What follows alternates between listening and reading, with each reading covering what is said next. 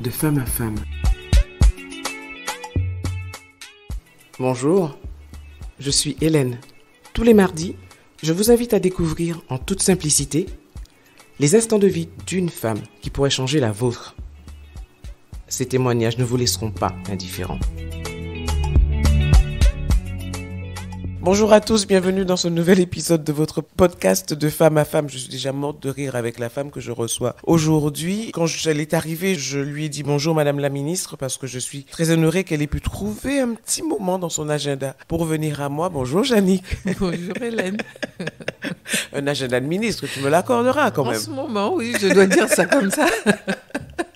Merci en tout cas d'avoir trouvé le moment, un petit moment pour venir à moi. Jannick, je sais que tu es pressée. Donc, pas que tu es pressée, parce que tu prends le temps. Chaque chose, tu les vis intensément.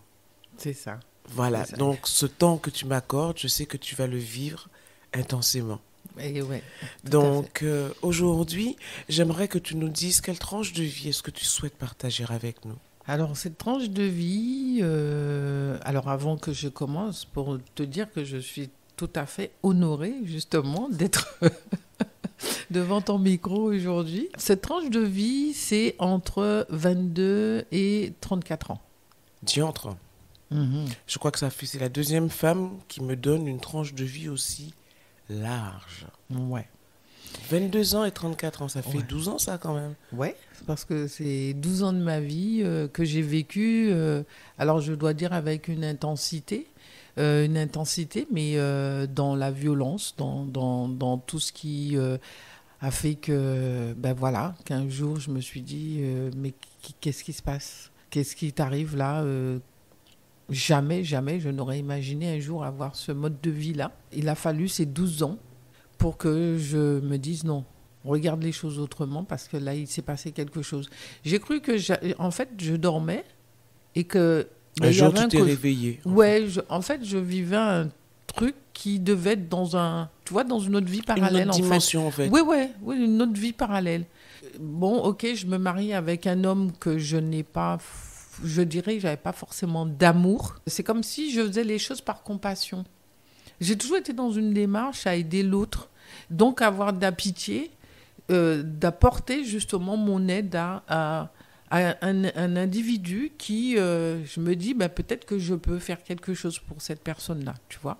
Et là, je découvre le jour du mariage, une fois que la porte est fermée, voilà, qu'il y a devant moi un homme violent qui n'accepte pas du tout que je lui dise non. Et encore moins le jour du mariage que je dise non pour les relations sexuelles. Donc, et là, ça part... voilà, c'est... Le jour du mariage. Oui. Oui, ça peut paraître un peu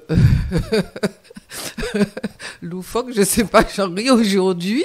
Mais bon, je pense que quand la majorité des gens qui se marient se disent, ils vont consommer ce mariage-là. Sauf que moi, ce jour-là, je me rends compte que j'ai fait une connerie, en fait. Donc, je suis pas d'humeur à consommer. À consommer quoi que ce soit. Donc, je veux juste prendre le temps de réaliser qu'est-ce que j'ai fait. Et là, l'autre, je lui explique ça. Il n'y a pas du tout si tu veux, de psychologie là-dedans. Parce que moi, tu consommes parce que moi, j'ai une pulsion. Et cette pulsion, j'estime que je dois tout simplement la mettre en place. Et le fait d'avoir dit non, tu as découvert quelqu'un d'autre. J'ai découvert quelqu'un d'autre. La personne dont pour moi, j'ai fait les choses par compassion ou par pitié parce que je rends service. Tu vois, j'aurais pu me marier avec tous les hommes qui avaient des problèmes. Non, mais là, à ce stade-là, excuse-moi, pardonne-moi, ce n'est pas du jugement, mais le problème, c'est peut-être toi. Oui, j'ai bien compris après que c'était moi. J'ai bien compris après. Donc, en fait, voilà quoi. Et là, je découvre quelqu'un de totalement différent de ce que j'ai vu. Alors, ça commence comme ça. Mais tu sais, la surprise fait que je ne réagis pas parce que c'est le problème de toutes les femmes qui subissent la violence. C'est que tu restes... tu sais, il y a ces trois principes d'angoisse où on parle de fuite, d'agressivité ou d'anesthésie. Et là, je reste figée, en fait. Et c'est le fait de rester figé qui fait que l'autre, à ce moment-là, il prend tout son pouvoir. Et ça a été, pendant 12 ans, ça a été ça. Ça a quand même duré 12 ans. Ouais, ça a duré 12 ans. Aujourd'hui, je ne saurais toujours pas expliquer pourquoi. En fait, comment je vais dire c'est comme si ce n'est pas le temps qui comptait, mais c'est chaque action vécue. Tu vois ? Je ne sais pas quel exemple prendre pour illustrer cela. Pour illustrer ça. J'ai une amie qui me dit, oui, tu as participé à une masterclass et en fin de compte, je me suis rendu compte que ce n'était pas bon. Mais elle me dit, ouais, mais tu ne te rends pas compte, tu as dépensé de l'argent quand même. Et je lui dis, mais là, à ce stade, ce n'est pas une question d'argent. C'est une question de ce que j'ai vécu sur le moment. Donc pour moi, le temps, les 12 ans, c'est comme si ce n'était pas le temps, mais c'était l'action qu'il y avait à chaque fois. Tu vois, je ne sais pas, c'est peut-être difficile à comprendre, mais on peut se dire, mais comment une femme peut rester 12 ans, 20 ans à prendre des coups, alors qu'elle devrait quand même prendre conscience qu'à un moment donné, il faut cesser ça, tu vois ? Alors, je crois, personnellement, je me suis toujours dit qu'il est extrêmement difficile de se mettre à la place de la femme qui subit des violences. Il est très facile de dire « mais tu n'as qu'à partir, mais tu n'as qu'à ». Pour en avoir côtoyé quelques-unes, elles ont chacune une approche différente. Quand je suis face à ces femmes, la seule chose qui me vient, c'est qu'est-ce que je pourrais dire ou faire qui puisse provoquer un déclic. Parce qu'en effet, j'ai l'impression qu'elles ne sont pas dans le même espace-temps que moi. C'est clair. C'est l'impression que j'ai. Alors, tu sais, il a fallu que j'étudie les neurosciences pour comprendre ce qui se passait en fait. C'est-à-dire que le cerveau, comme il est là pour ta survie, même si tu dois vivre dans un drame, mais qu'il faut que tu restes en vie, il te fait rester dans cette expérience-là. Parce que lui, c'est la seule manière qu'il a pour que toi, tu restes en vie. Et c'est quand tu prends conscience après, ben c'est là que tu t'en sors. Parce que ça se joue sous d'autres plans, en fait. Le fonctionnement du cerveau est très, très, très particulier. Et aujourd'hui, dire à quelqu'un, mais je ne comprends pas, ça fait 20 ans que tu es là-dedans, comment ça se fait que tu t'en sors pas ? Mais c'est qu'au niveau du cerveau, il y a une information, parce que les neurones vont transmettre des informations, qui lui appartient. Tu ne peux pas gérer ça. C'est quand tu vas l'emmener dans une prise de conscience que peut-être qu'une autre information va passer à travers les neurones qui vont faire qu'à ce moment-là, le déclic va se déclencher chez l'individu. Donc, c'est pour ça que je dis l'espace-temps, ce n'est pas ça qui est le plus important. C'est ce que tu vis. Tu peux te dire, mais à chaque fois que tu prends des coups, mais il y a une réaction. Oui, il y a une réaction, tu es en colère. Sauf que l'action emmène des émotions. Tu sais, c'est comme une addiction. C'est malheureux à dire, hein. Mais en fait, on n'est pas addict à la drogue ou à l'alcool. On est addict à l'émotion que cela génère. Parce qu'à ce moment-là, il y a des hormones que ton corps va dégager. Et c'est comme si, tu vois, tu as besoin de cet effet-là pour être en colère, pour être agressif, pour... Voilà, tu vois, comme quelque chose où il y a cette alerte que ton cerveau te donne à chaque fois. Ça veut dire que ton corps va imprégner des informations à tel point que tu sais que le bonhomme, il est peut-être à 100 km, mais tu sens déjà qu'il arrive en fait. Tellement que c'est puissant. Et la colère commence déjà à s'installer. La colère, et puis tout se met en place au niveau de ton corps. Tu as peut-être déjà les poils qui s'érissent, tu as déjà une forme d'agressivité, tu as déjà une forme de pression. Donc tu agis, tu te dis, bon, qu'est-ce que j'ai pas fait, qu'est-ce que j'ai fait, qu'est-ce qui va faire que quand il va rentrer, ça va dégénérer. Donc en fait, tu mets toute une stratégie en place. Mais tout est fait là, au niveau du cerveau. Tu as vécu 12 ans dans la colère. J'ai vécu 12 ans dans la colère. Ce qui m'a valu d'être opéré de la vésicule biliaire, forcément, puisque le corps réagit. Corps réagit, puisque tu formes des calculs, et puis bon, après un jour, on te dit, bon, madame, votre vésicule elle est complètement sclérosée, donc il faut l'enlever. Le corps et l'esprit sont liés, hein. C'est pour ça qu'on se crée des pathologies à souvent rester dans des situations, parce que le corps, il t'alerte, mais tu ne l'écoutes pas. Alors lui, il met en place plusieurs éléments, donc il t'avertit comme le cyclone. Voilà, tu as des maux de tête, tu as des maux de ventre, tu as ceci, tu as cela, et puis tu vas prendre des médicaments, ok, mais ça n'enlève pas le problème. À quel moment Jannick s'est-elle réveillée ? Jannick s'est réveillée après avoir rencontré un autre homme. Et ouais. Dans cette situation, j'ai rencontré un autre homme qui, comment je vais dire, je ne vais pas parler ni de contre, il n'y a pas de comparaison. En fait, quelque chose s'est passé dans mon cœur où là, ça a été vraiment de l'amour. Et c'est cet amour. Ce que tu n'avais jamais connu, Ce que je n'avais jamais connu. Et cet amour-là fait que, en rencontrant cet homme, je me suis dit, mais non, mais j'ai autre chose à vivre, en fait. J'ai autre chose à vivre. Et ce jour-là, un matin, je me lève. Bon, j'attends que l'autre il parte travailler. Et je prends mes clics et mes claques. Je mets tout dans la voiture. Enfin, clics et claques, je prends 2-3 vêtements parce que je me dis, là, tu es arrivé à ce stade, tu t'occupes plus de maison, de tout ce qu'il y a. Donc, je prends des vêtements, je prends les jouets de mes enfants, je prends mes enfants et je me barre, en fait. Tu avais combien d'enfants? 2. Et là, cet amour que j'ai, que je rencontre, il me trouve une autre maison. Et ce qui fait que là, j'emménage. Pas avec lui, hein, mais lui, il fait en sorte à ce que je me retrouve dans un autre cocon, puisqu'il m'emmène. Il te met en sécurité. Il me met en sécurité. Tout en étant en sécurité, effectivement, il y a des réactions de l'autre qui fait que, il me cherche. Quand il a découvert que tu es parti... Oui. Alors, ça veut dire que quand quelqu'un part et puis qu'il rentre le soir et il voit qu'il n'y a plus personne, et puis au bout d'un moment, il l'appelle pour dire « Mais comment ça se fait que tu n'es pas rentré, quoi ?» Et là, je dis « Mais je rentre plus. » Et là, tu as le truc dans la tête qui flambe, qui explose. Donc, en fait, je suis restée 1 an à me cacher comme ça parce qu'il me cherchait.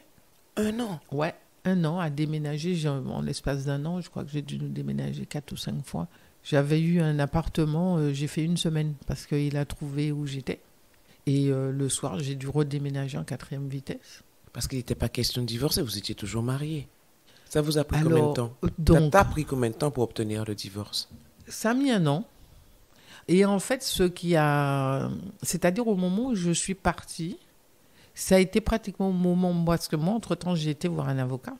Et ça a été ce moment où il a reçu ce fameux courrier de l'avocat disant que madame demande le divorce.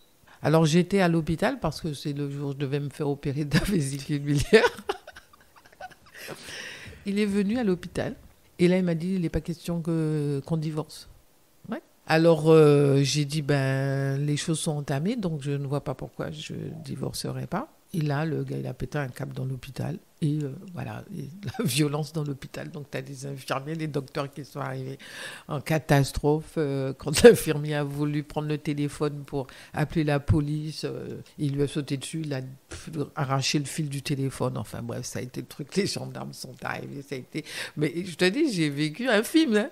C'est ça que je te dis, j'ai l'impression que je me suis endormie. Puis en fait, j'ai été dans une autre dimension et qu'à un moment donné, je me suis dit, mais non, mais je vais me réveiller de ce truc-là. Et là, c'est le jour où je devais sortir de l'hôpital, j'ai dû appeler la gendarmerie pour sortir de l'hôpital, puisqu'il était là. Donc, et là, ça a été pour la première fois, il y a eu un policier qui lui a parlé, qui l'a pris à part. Parce que alors, t'imagines un peu, t'as les patients, les gens qui sont à l'hôpital, qui sont tous par leur fenêtre, sur leur balcon, en train de regarder ce qui se passe, parce que sur le parking, effectivement... Il y avait un spectacle. Et là, ce policier lui dit, on en a marre d'entendre cette femme qui appelle tous les jours, là. Alors, trouvez une solution. Parce que vous êtes en train de la traiter de tous les noms, et en même temps, vous êtes tout le temps après. Alors, c'est quoi votre problème? Et là, le gars lui dit, si t'arrêtes pas, moi, je te mets un BMAO parce qu'il y en a marre. Et là, je sais pas ce qui se passe chez lui. Je cherche pas non plus à comprendre, mais j'apprends que finalement, il a quitté la Guadeloupe parce que, voilà. Ah bon? Ouais. Mais certainement que ce policier-là lui a fait une menace suffisante qui a déclenché chez lui le fait qu'il fallait qu'il arrête. Wow. Ouais. Et ça s'est arrêté comme ça du jour au lendemain? Ça s'est arrêté comme ça du jour au lendemain parce que j'ai su qu'il était parti sur une autre île. Et en fait, il est quand même revenu 1 an après, mais comme entre-temps, il s'est passé d'autres choses dans sa vie, donc il a rencontré une autre femme. Et il avait une autre vie, donc il n'avait plus du tout le même comportement. A-t-il cherché à voir ses enfants? Ah oui. Oui, c'est bien pour ça qu'il est revenu d'ailleurs. C'était pour... Après, bon, comme il avait changé entre-temps, moi, je n'étais pas dans une rancune ou une vengeance ou une colère, donc ça s'est très, très bien passé. Ça s'est très bien passé au point où Ben, il a eu un fils après avec cette femme, et ben, que ce soit lui, sa femme, son fils, moi je les ai reçus à la maison, puisqu'entre-temps, moi j'avais refait ma vie aussi. Donc voilà, comme quoi comment on peut vivre des situations. Mais en fait, je ne sais même pas si je dirais... est-ce qu'il y a un regret? Franchement, je serais incapable de dire ça. Qu'est-ce que ça t'a appris sur toi? Ben, ça m'a appris que finalement, que j'avais une force extraordinaire, quoi. C'est surtout ça. Hein. J'ai pris conscience de qui j'étais, parce que je me dis, mais je ne pense pas que tout le monde serait susceptible de vivre ça. Et souvent, je dis, mais l'univers te permet de vivre ce que tu es capable de vivre. C'est parce que tu as les épaules pour ça, en fait. Et que quand tu prends conscience qu'en face, quelqu'un te fait voir peut-être que tu as des capacités, des compétences dont tu ignores, eh ben à ce moment-là, quand tu les découvres, tu passes à autre chose. Moi, ce que je retiens, c'est que de cette parenthèse, qui a quand même duré 12 ans, tu n'avais pas perdu ta confiance en l'autre, en l'homme, et que tu as laissé un autre homme, en fait, te montrer le chemin de la sortie. Puisque c'est l'amour que tu as rencontré qui t'a permis de sortir de sous le joug de cette personne et de cette violence. C'est ça. Tu n'avais pas perdu confiance pour autant dans l'amour. Non, parce que pour moi, tous les hommes ne sont pas pareils. Mais c'est un amalgame qui est vite fait. Tu sais, quand on est dans quelque chose d'aussi violent, on peut se dire, les hommes, je ne veux plus en entendre parler, je ne veux absolument plus qu'ils m'approchent parce que rien n'est marqué sur le visage de quiconque. Et je ne sais pas à quel moment un homme qui a l'air super magnifique peut se transformer en quelqu'un d'extrêmement violent. Ouais. Mais en fait, tu vois, avec le temps, j'ai appris quand même... il n'y a jamais de hasard dans la vie. C'est-à-dire que l'autre, quelque part, est ton miroir et l'autre... t'apprend qui tu es, il te fait voir qui tu es. Je veux dire, cet homme, avec toute cette violence, m'a permis de voir aussi la violence qu'il y avait en moi. Tu vois ? Parce que j'ai vécu dans une famille où il y avait la violence, parce que mon père était aussi un violent vers ma mère, en fait. Voilà. Donc, et à l'école, j'étais une enfant agressive. Ah ouais, mais il fallait pas me marcher sur les pieds, je te sautais dessus tout de suite. D'ailleurs, mon père, mon surnom, c'était Tipoul Game. Alors, tu vois ce que c'est. Donc, ça voulait tout dire déjà à la base. Et quand je me suis rendu compte que j'avais quelqu'un plus fort que moi parce que je n'arrivais pas à lui rendre ses coups, bah, je suis rentrée dans un dojo, j'ai été apprendre à faire du judo, quoi. Tu vois, parce que pour moi, faire des arts martiaux, c'était aussi lui remettre ses coups. Bah oui. Et là, le judo m'a emmené cette confiance en moi. Parce que je me suis rendu compte que je pouvais soulever un homme qui faisait 90 kilos, alors qu'à l'époque, je faisais peut-être 60 kilos, tu vois. Et là, quand je me suis dit, mais il y a un truc... voilà. Et quand j'ai pris conscience de ça, c'est comme s'il y a une autre force qui est arrivée en moi. D'ailleurs, cet homme que j'ai rencontré, qui aussi, lui, faisait du judo, on allait faire du judo ensemble. Tu vois ? Donc, ce qui fait qu'il y a eu l'amour, il y a eu tout ça qui fait que... Et après, je me suis rendu compte, ben non, la violence par la violence, c'est pas ça qui règle le problème. Non, du tout. Alors, j'avoue que c'est surprenant. Je vis la violence au quotidien. Alors, pour ne pas m'en prendre trop, je vais aller me former aux arts martiaux et mec, on va se battre. Oui, ouais. Et tu vois, c'est ça. Et en fait, la vie m'a démontré quelque chose. Parce qu'au judo, je m'entraînais souvent avec un ami qui fait du Krav Maga. Et j'ai eu 2 entorses, mais carabinées. Je me suis dit, mais qu'est-ce que ça veut dire ? En plus, au pied gauche. Enfin, cheville gauche. Je me suis dit, bon, Jannick, il y a un truc, ça veut dire que tu dois cesser cette pratique. Cette pratique-là. Parce que tu vas faire du judo pour te battre. Et non pas pour faire du judo pour toi. Et ce qui fait que, mais comme quoi que la vie te donne tout de suite les choses, je rencontre une femme qui fait du yoga. Et à ce moment-là, qui me dit, je vais t'apprendre à te battre avec ta tête.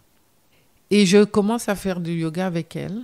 En très peu de temps, on passe de Hatha Yoga, Raja Yoga, enfin bref. Elle me dit, cette rage que tu as en toi, en 2 ans, j'ai fait avec toi ce que je fais avec d'autres élèves en 20 ans. C'était incroyable. Tu vois un peu ? Et le copain avec qui je faisais du Krav Maga, il me disait, Jannick, quand j'ai beau t'observer, tu deviens, comment dirais-je ?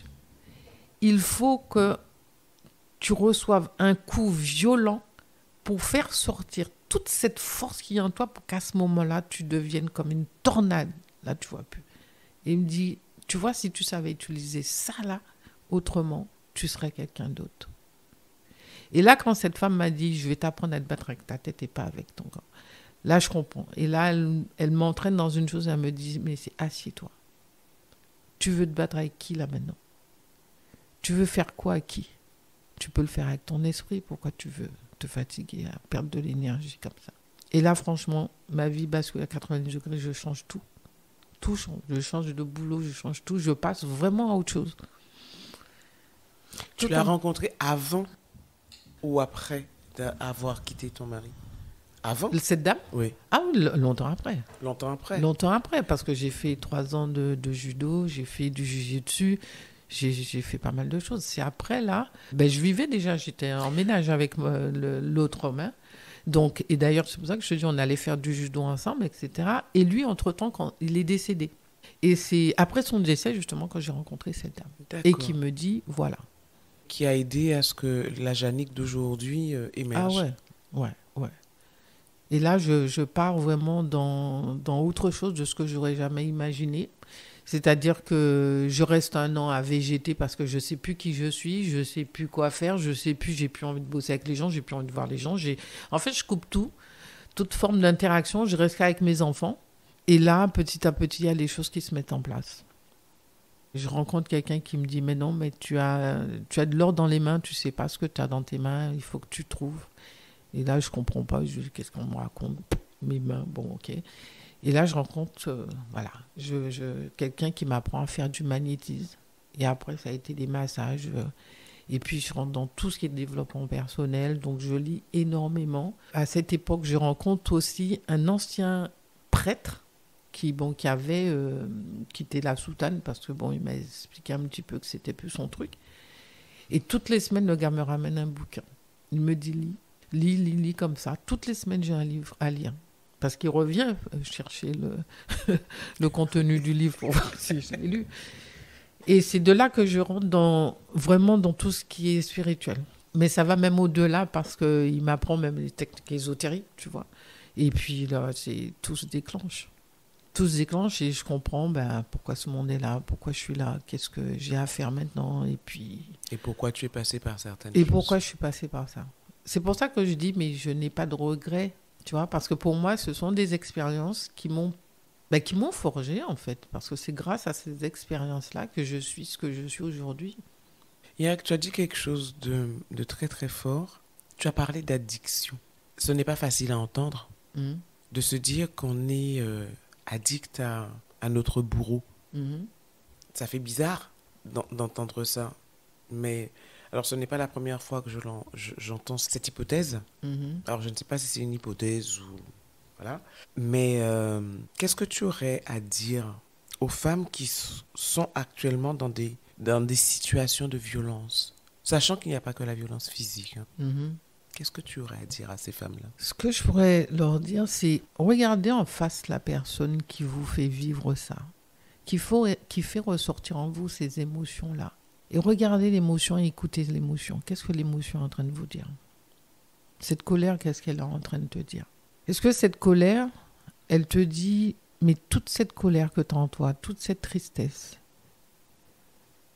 vient peut-être de ton enfance, vient peut-être au-delà, et que l'autre en face te fait ressortir tout ça pour que tu puisses juste comprendre que dans la vie, il y a cette polarité. S'il y a colère, à côté de la colère, il y a autre chose. Il y a ce qu'on appelle de la joie. Mais la joie dans la colère.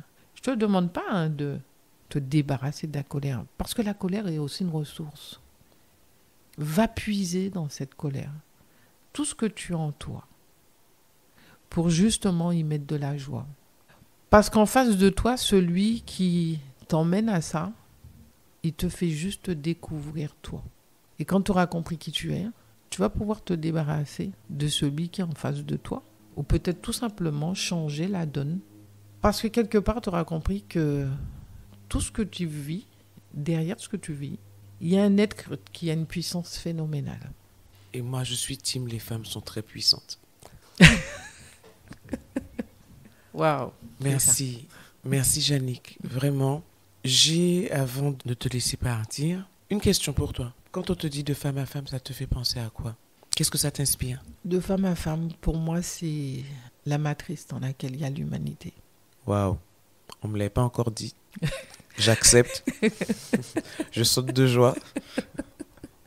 Bah oui, sans la femme, l'humanité n'existerait pas. Clairement. Donc nous sommes la matrice qui détient l'humanité. Donc maintenant, c'est à nous de savoir qu'est-ce qu'on fait de cette humanité-là. Merci d'être venu à mon micro, Yannick. Ce fut un réel plaisir de t'avoir. Merci à toi, Hélène. À très bientôt. À bientôt. Merci.